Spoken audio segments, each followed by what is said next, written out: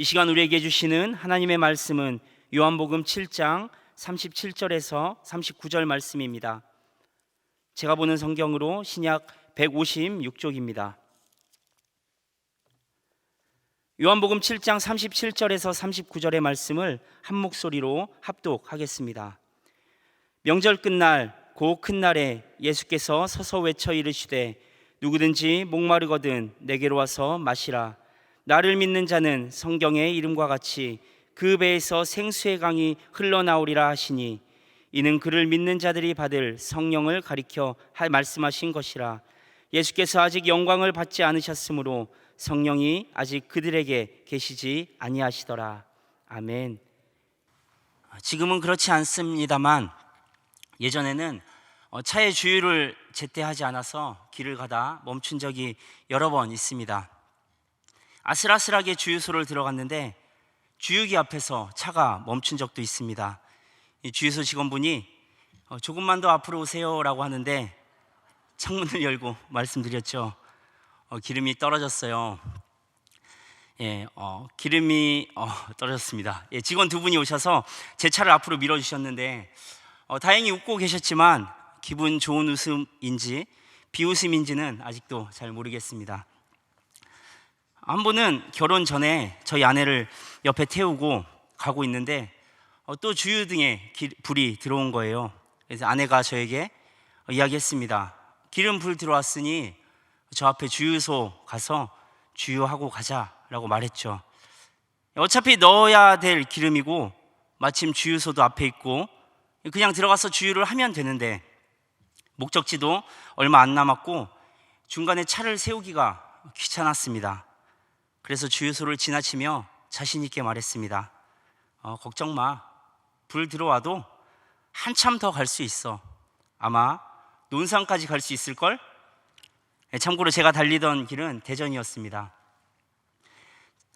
자신 있게 논산까지도 갈 수 있다고 말하며 주유소를 지나치자마자 거짓말처럼 차가 멈췄습니다.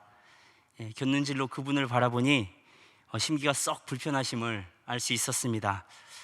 그래서 지금까지 저희 아내는 주유등에 굉장히 민감합니다. 불만 들어오면 기름 넣어야지 아마 제가 한몫 거들었지 않을까라는 생각도 해봅니다. 지금 돌아보니 한두 번 차가 멈췄으면 조심하고 미리 주의를 해야 할 텐데 이후로도 몇 번이나 이런 경험이 더 있었다는 것에 씁쓸한 마음도 듭니다. 물론 서두에 말씀드렸듯이 지금은 그렇지 않습니다. 최소한 불이 들어오면 기름을 넣습니다. 설교를 준비하면서 새삼스럽게 그때 일이 떠오르는 것은 우리의 삶이 이런 상황과 닮아있기 때문이 아닌가라는 생각이 듭니다. 우리 안에 은혜가 충만함으로 그 은혜가 우리의 삶을 이끌며 살아가야 할 텐데 혹시 은혜가 떨어져 간다면 또 그것을 누구보다 나 자신이 느낄 텐데 어쩌면 바닥나버린 기름처럼 조금만 더 버티며 살아가다가 결국 어느 순간 은혜가 바닥나버려 좌절하고 주저앉아 있지는 않습니까? 우리 모두 각자의 주어진 삶을 최선으로 살아가고 있습니다. 그러나 우리의 문제는 살아가면 갈수록 좋아질 것이라는 기대, 더 나아질 것이라는 기대는 길어지기만 한다는 데 있습니다.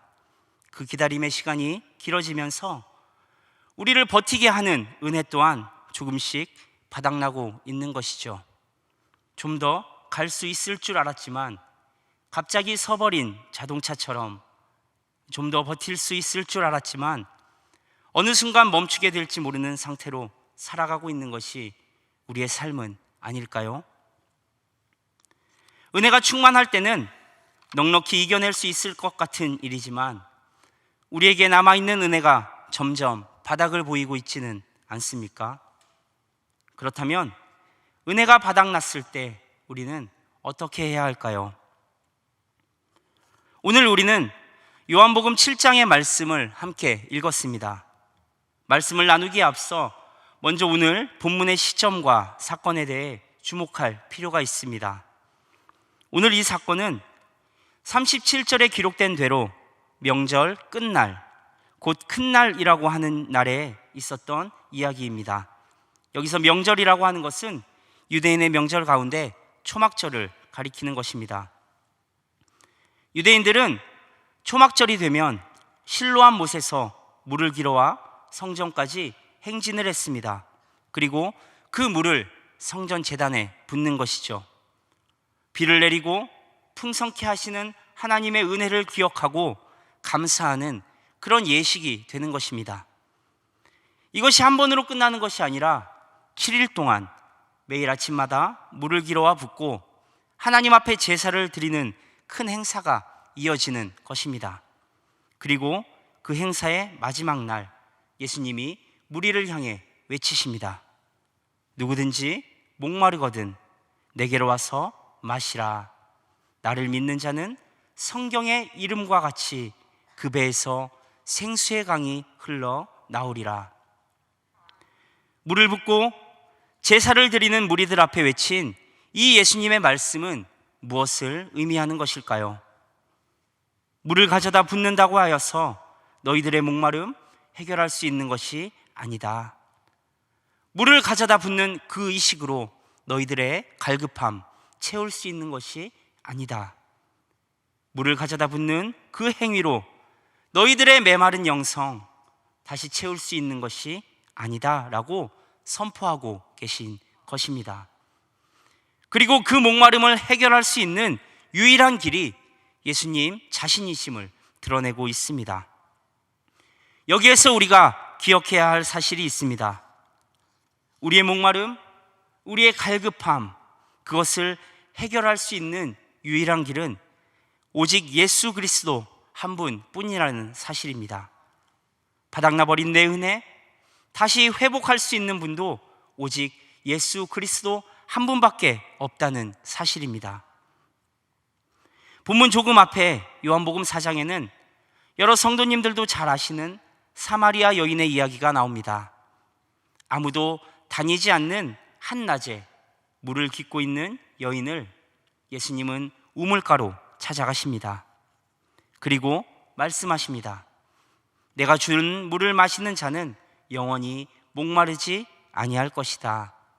내가 주는 그 물은 그 속에서 영생하도록 솟아나는 샘물이 될 것이다. 이에 여인이 그런 물이 있다면 내게도 주십시오. 예수님께 간청하지요. 그런데 예수님은 전혀 엉뚱한 말씀을 하십니다. 가서 너의 남편을 불러오라. 여인은 대답합니다. 저는 남편이 없습니다. 그 말이 옳다. 너에게 남편 5이 있었고 지금도 함께하는 사람이 있지만 그 사람 또한 너의 남편이 아니다. 예수님 말씀하시죠. 왜 하필 남편에 대해 물었을까요? 이것이 비단 몇 번이나 남편을 바꾸며 지금도 어떤 남자와 살고 있는 그 여인을 향한 예수님의 책망의 말씀이셨을까요?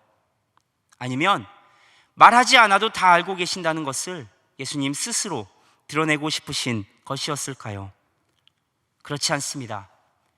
예수님은 지금 자신이 무엇 때문에 목말라 하는지도 깨닫지 못하는 이 여인을 향해 너의 목마름의 근원이 무엇인지 알리고자 하신 것입니다. 지금 여인을 향하여 그 목마름 우물물 깃는다고 해결되는 것이 아니다. 그 목마름 남편을 통해 해결되는 것이 아니다 라고 말씀하고 계신 것이죠.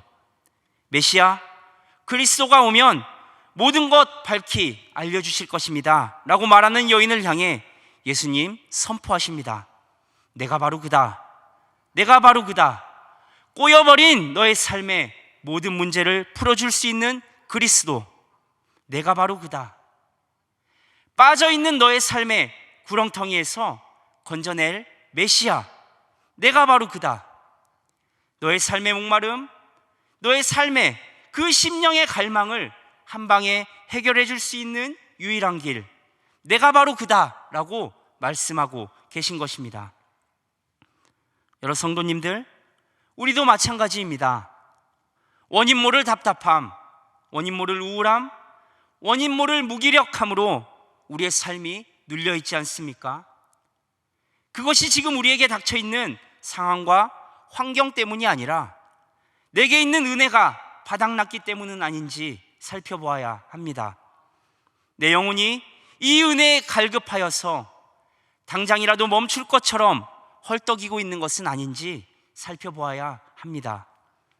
내 삶에 예수님 계시지 않아 생긴 목마름인데 다른 곳은 바라보고 있는 것은 아닌지, 예수님 계시지 않아 생긴 목마름인데 다른 곳에서 해답을 찾고 있는 것은 아닌지 계속해서 우리 자신을 살펴보아야 한다는 것입니다. 그리고 기억하십시오. 예수님만이 우리의 생명수가 되십니다. 예수님만이 영원히 목마르지 않는 생수가 되십니다.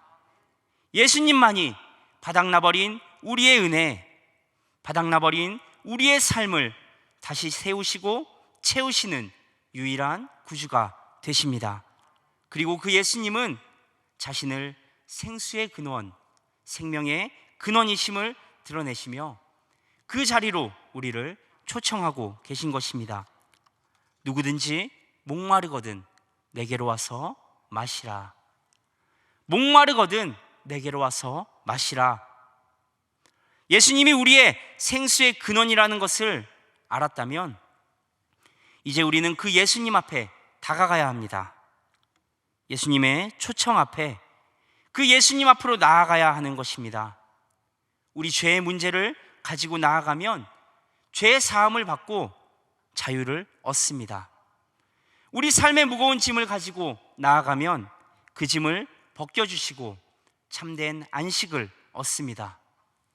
눈물 나는 마음들, 힘든 마음들, 상처난 마음들 그대로 주님 앞에 가지고 나가기만 하면 그 마음을 만지시고 고치시고 기쁨으로 채워주시는 것입니다. 성경은 기록합니다. 이사야 55장 말씀을 함께 읽습니다. 오라 너희 모든 목마른 자들아 물로 나아오라. 돈 없는 자도 오라. 너희는 와서 사 먹되 돈 없이 값없이 와서 포도주와 젖을 사라. 너희가 어찌하여 양식이 아닌 것을 위하여 은을 달아주며 배부르게 하지 못할 것을 위하여 수고하느냐. 내게 듣고 들을지어다. 그리하면 너희가 좋은 것을 먹을 것이며 너희 자신들이 기름진 것으로 즐거움을 얻으리라. 돈 없는 사람도 값 없는 사람도 누구든지 주님께 나아가기만 하면 됩니다. 자격이 없어도 죄가 많을지라도 누구든지 주님께 나아가기만 하면 됩니다. 목마른 사람 누구든지, 은혜가 바닥난 사람 누구든지 주님께 나아가면 주님께서 채워 주실 것입니다. 그리고 한 걸음 더 나아가 이제 우리가 예수님을 초청해야 합니다. 성경에는 예수님을 초청하고 또 예수님께서는 그 초청에 응하시는 장면을 여러 군데서 찾아볼 수 있습니다. 가나 혼인잔치에 포도주가 떨어졌을 때 예수님께서는 물을 포도주로 바꾸는 기적을 통해 바닥나버린 포도주 항아리를 다시 채우십니다. 혼인잔치에 예수님을 초청했던 것은 신랑이나 혹은 그의 가족이었을 것입니다. 그런데 정작 문제가 생겼을 때, 정작 포도주가 떨어졌을 때 예수님을 부른 사람은 마리아였습니다. 정작 문제가 생겼을 때 예수님을 초청한 사람은 신랑이나 그 가족 누군가가 아니라 예수님의 어머니 마리아였던 것입니다. 이와 같이 우리도 우리 바닥나버린 삶에 예수님을 초청하면 예수님 그 자리에 오시고 그 바닥난 영성, 그 바닥난 은혜를 다시 채워 주십니다. 문제는 우리가 예수님을 초청하지 않는 데 있습니다. 우리가 분명히 예수님을 믿고 신앙생활 하고 있습니다. 그런데 정작 문제가 생기면 위기의 상황 가운데 예수님을 찾지 않는 것입니다. 예수님이 지금 포도주 떨어진 내 집 앞에 계시는데, 은혜가 바닥나버린 내 앞에 계시는데 예수님을 문 밖에 세워둔 채 우리 가운데로 초청하지 않는 것입니다. 무엇 때문에 그렇습니까? 때로는 죄 때문에, 때로는 여전히 내 안에 가득한 세상의 욕심 때문에, 때로는 내 안에 교만과 불신앙 때문에, 여전히 주님을 문 밖에 세워둔 채 머뭇거리고 있는 우리의 현실을 바라보게 됩니다. 여러분, 포도주가 떨어졌습니까? 문제가 생겼습니까? 은혜가 바닥났습니까? 주저하지 마시고 주님 부르시기 바랍니다. 머뭇거리지 말고, 멈추어 서 있지 말고 예수님을 부르시기 바랍니다. 그 예수의 이름을 부르는 자는 목마르지 않습니다. 예수 이름 앞에 나오는 자는 참 자유를 얻습니다. 이처럼 우리가 예수님 앞에 나아가 우리가 비어버린 삶의 가운데 예수님을 초청할 때에 비로소 우리 삶 가운데 하나님의 은혜와 기적을 누리게 되는 것입니다. 이후에 우리에게 남겨진 한 가지는 이제 예수님을 믿는 것이죠. 오늘 본문은 말합니다. 나를 믿는 자는 성경의 이름과 같이 그 배에서 생수의 강이 흘러나오리라. 이런 질문을 할 수 있습니다. 예수님께 나아간다는 것이 예수님 믿는 것 아닙니까? 예수님을 찾는다는 것이 예수님을 절대적으로 신뢰한다는 믿음의 표현 아닙니까? 그러나 모두가 그런 것은 아니라는 것이죠. 예수님의 공생의 기간 동안 수십 수백 명의 사람들이 예수님을 찾고 따랐습니다. 그러나 예수님의 제자가 된 것은 아주 적은 숫자일 뿐이었습니다. 그나마 예수님이 부르신 제자는 12명이었고 심지어 그 중에 한 명은 예수님을 배신하고 팔아버렸습니다. 나머지 11명은 예수님 붙잡히시던 그 밤에 뿔뿔이 흩어졌습니다. 제사장과 바리새인들도 예수님을 찾았습니다. 그러나 그들은 예수님을 넘어뜨리기 위해 예수님 앞으로 나아갔던 것이죠. 레위인과 율법학자들도 예수님을 찾았습니다. 그들은 예수님을 시험하기 위함이었습니다. 백성들과 수많은 무리들도 예수님을 따라갔습니다. 그들은 진리를 얻기 위함이 아닌 먹을 것을 얻기 위함이었습니다. 빌라도 앞에 선 군중들은 어떻습니까? 예수님 앞에 크게 부르며 외칩니다. 그러나 그것은 예수님을 믿고 의지하기 위함이 아니었습니다. 예수님을 향해 부르짖었으나 그 소리는 예수를 못 박으라, 예수를 십자가에 매달아 죽이라, 예수님을 죽이기 위해 부르고 찾았습니다. 지금도 여전히 예수님을 찾고 부르는 자는 많으나 예수님 믿고 따르는 자는 적습니다. 여전히 예수님께 구하는 자는 많으나 예수님과 함께 십자가 질 사람은 적고, 여전히 예수님을 향해 기도하는 자는 많으나 예수님을 전적으로 신뢰하고 의지하며 예수님 붙드는 사람, 십자가 붙드는 사람은 참으로 적습니다. 청함을 받은 사람은 많되 택함을 입은 자는 적으니라. 그러나 인자가 올 때에 세상에서 믿음을 보겠느냐 하시니라. 우리 주님 말씀하시죠. 예수님은 지금도 우리에게 믿음을 요청하고 있는 것입니다. 지금도 우리의 믿음을 보시기 원하시는 것입니다. 마가복음 5장에는 딸을 살리기 위해 예수님을 찾은 야이로에 대해 기록하고 있습니다. 회당장 야이로가 자신의 12살 된 딸이 죽어가자 급한 마음으로 예수님께 달려갑니다. 그리고 예수님을 청합니다. 우리 집에 가서 제 딸을 좀 고쳐주십시오. 예수님 그 청을 수락하고 야이로와 함께 그 집으로 향하시죠. 가시던 길에 12해 동안 혈루증을 앓고 있는 여인과 마주치게 되고, 그 여인의 병이 고쳐진 후 한바탕 소동이 일어납니다. 그리고 그 순간 하인이 헐레벌떡 뛰어와서 야이로에게 말합니다. 딸이 죽었습니다. 늦어버린 것이죠. 예수님 더 빨리 가셨다면 내 딸 고쳤을 텐데, 저 혈루병 여인 만나 소동만 일어나지 않았다면 더 빨리 갈 수 있었을 텐데, 그랬다면 내 딸이 죽지 않았을 텐데 늦었구나, 이제 늦었구나. 이 야이로의 마음이 너무도 괴롭지 않았겠습니까? 막막할 뿐인 이때에 주님 말씀하시죠. 예수께서 그 하는 말을 곁에서 들으시고 회당장에게 이르시되 두려워하지 말고 믿기만 하라 하시고, 두려워하지 말고 믿기만 하라 말씀하십니다. 무엇이 문제였습니까? 예수님 분명히 함께하고 계시지만 문제가 커지자 나의 생각, 나의 상식으로 이제는 해결할 수 없다 판단되자 믿음이 흔들리게 된 것입니다. 병은 고칠 수 있지만 죽은 사람이 어떻게 살아날까? 그건 말이 안 되지. 문제가 내 생각보다 더 커지자 불안한 마음, 두려운 마음, 걱정과 염려와 근심된 마음들이 믿음보다 커져버린 것입니다. 예수님이 그 마음을 잘 아셨던 것이죠. 그래서 말씀하십니다. 두려워하지 마라, 믿기만 하라 말씀하시는 것이죠. 힘들고 답답한 삶 가운데 살고 계십니까? 지금도 주님은 여전히 우리의 마음을 잘 알고 계십니다. 우리의 아픈 심정, 답답한 심정, 그 마음 잘 아십니다. 그 마음 아시고 우리에게도 동일하게 말씀하십니다. 두려워하지 마라, 놀라지 마라, 믿기만 하라 말씀하시는 것이죠. 우리의 은혜가 바닥났을 때 예수님 부르고 나아가시기 바랍니다. 예수님을 만나고 경험하실 것입니다.